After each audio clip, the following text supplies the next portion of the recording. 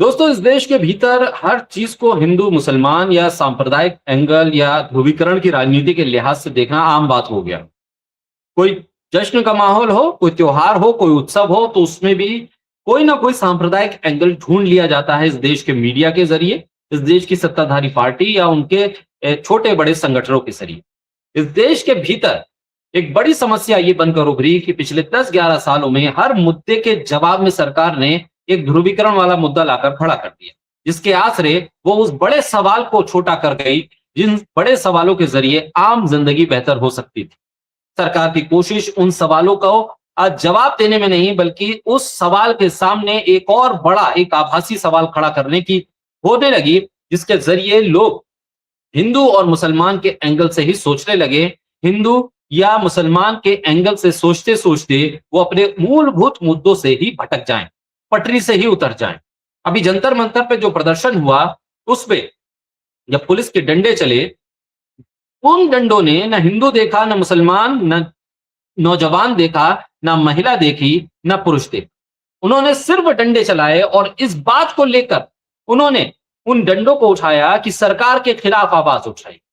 सरकार से सवाल किया जा रहा है और सरकार इस सवालों का जवाब देना नहीं चाहती, उन सवालों, उन मांगों को एड्रेस करना नहीं चाहती, लिहाजा उसने पुलिस से कह दिया, उठाओ डंडे और निकल पड़ो सड़कों। ये देश की विडंबना है। इस देश के भीतर ये सबसे बड़ा दुखद विषय यह है कि हम जिन सवालों को लेकर जनता के तौर पर सरकार से पूछते हैं इन सवालों को, उस सवाल का जवाब कभी भी सीधे तौर पर पिछले 10-11 सालों में इस सरकार ने नहीं दिया, बल्कि इसके एवज में कोई ना कोई एक नैरेटिव ध्रुवीकरण का खड़ा कर दिया। बजट आपको पसंद नहीं आएगा तो आपको पाकिस्तान चला जाना चाहिए। रेलवे में आपके साथ लिंचिंग का खतरा पैदा हो जाए तो आप पाकिस्तान चले जाएं। इस तरह के बयान देने वाले मोदी सरकार के मंत्री ही रहे और उन मंत्रियों पर कोई कार्रवाई नहीं। उन मंत्रियों ने अपने मंत्रालय को लेकर कभी एक ट्वीट नहीं किया, लेकिन मंदिर मस्जिद के नाम पर उनके सैकड़ों ट्वीट उनके एक्स की वॉल पर आप देख सकते हैं।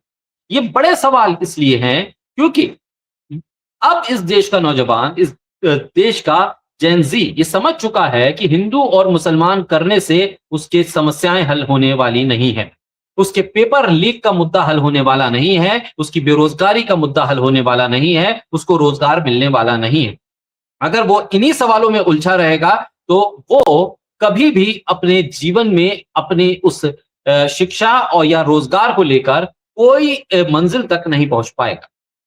जंतर मंतर पे प्रोटेस्ट हुआ, बारिश का माहौल रहा, जबरदस्त लाठीचार्ज हुआ, आंसू गैस के गोले सीधे तौर पर छात्रों पे मारे गए, लाठियां सरों पर मारी गई, यहां तक कि बैरिकेड में करंट तक दौड़ा दिया गया। इस तरह के भी वीडियो सामने आए। थके हारे पूरे देश के छात्र जब दिल्ली की सड़कों पर दौड़ रहे थे, तब उन्हें एक सर छुपाने की जगह चाहिए, पैर फैलाने की जगह चाहिए थी, वो जगह चाहिए थी जहां पर वो कुछ पल सुकून से नींद ले सकें, ताकि इस जंग को जो उन्होंने शुरू किया है, इस प्रदर्शन को जो शुरू किया है, उसके लिए एक बार फिर अपनी एनर्जी को इकट्ठा कर पाए। तो उनके लिए दरवाजे खुल गए। दरवाजे किसी पॉलिटिकल पार्टी के दफ्तर के नहीं खुले, केंद्र सरकार ने किसी मंत्रालय के दफ्तर नहीं खोले, बल्कि उनके लिए दरवाजे खुले गुरुद्वारों के और मस्जिदों। उनके लिए दरवाजे खुल गए गुरुद्वारा बंगला साहिब, शीशगंज साहिब, रकाबगंज, तमाम गुरुद्वारों के लिए के दरवाजे खुल गए। दरवाजे खुले उनके लिए मस्जिदों के दरवाजे, जहां वो आराम से पैर फैलाकर सोते हुए नजर आए, लेटे हुए नजर आए, अपनी थकन, अपने दर्द को दूर करते हुए नजर आए। सवाल ये कि इस देश में जहां मस्जिद, मंदिर और गुरुद्वारे लोगों को उनकी जरूरतों के हिसाब से अपने यहां शरण देते हुए नजर आए, उनके खाने का बंदोबस्त करते नजर आए, ये जगहें कभी भी आपसी बंटवारे की वजह नहीं बनी, लेकिन पॉलिटिकल पार्टीज ने इन जगहों को, मंदिर, मस्जिद, गुरुद्वारों को ही इस्तेमाल किया और आपसी भेदभाव को बढ़ाने का काम किया।